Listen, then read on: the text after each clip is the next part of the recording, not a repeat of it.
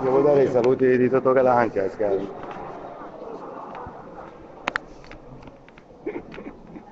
Ma lì c'è...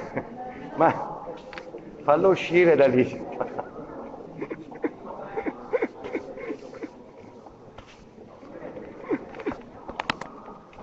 Ma sei mitico, Sergio. No.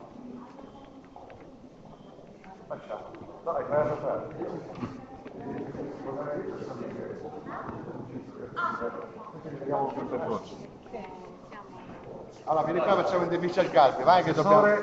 Vai, Pluma, vai.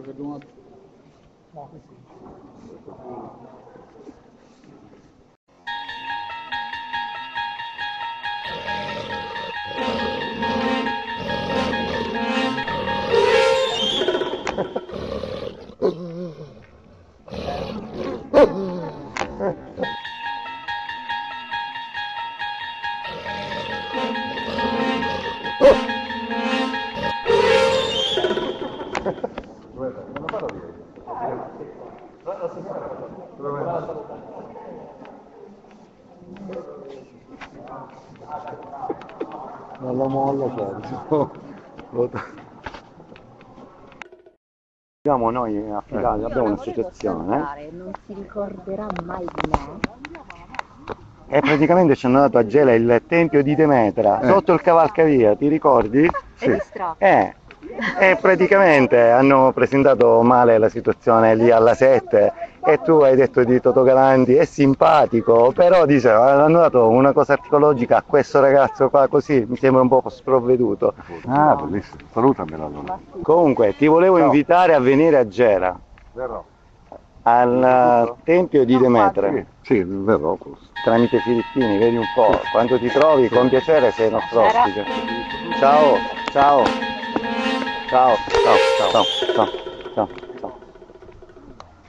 Possiamo andare, missione compiuta. Guardate a Gela, siamo andati a vedere, c'è un tempio del IV secolo meraviglioso, guardate in che stato è, così poi Sgarbi ci commenta, ci fa una sua arringa sulla materia.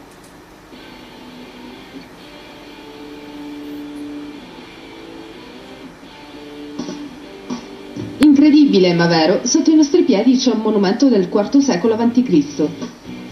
Ci troviamo a Gela, in provincia di Caltanissetta, dove i ritrovamenti archeologici sono talmente tanti che neppure la gente del luogo ne è al corrente. Lei sa che c'è un tempio sotto il cavalcavia di Via Tevere? No.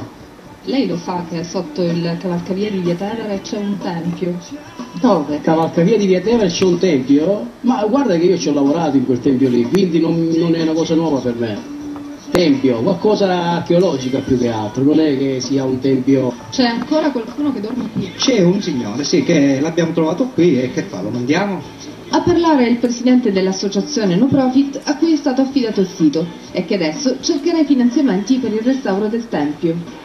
Lei non è un esperto di archeologia, come mai è stato affidato questo posto alla vostra associazione? No, non è che... sì, e infatti anche io me lo chiedo, perché il mio scopo era avere un luogo dove poter fare un laboratorio artistico. I ragazzi dell'associazione hanno portato via oltre 200 sacchi di rifiuti. Il loro sogno è realizzare un centro culturale nell'area abbandonata.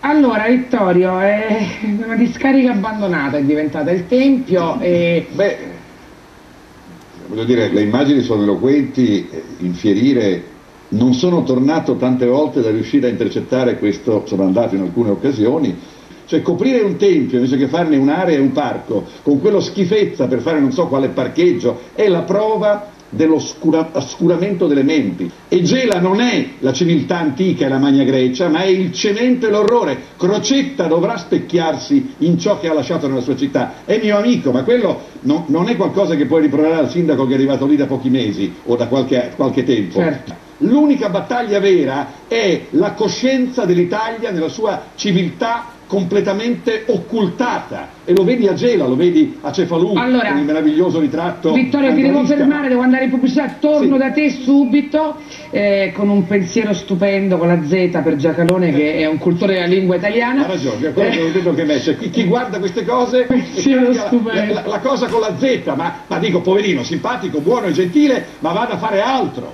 ma vada a fare altro, ma vada a fare altro.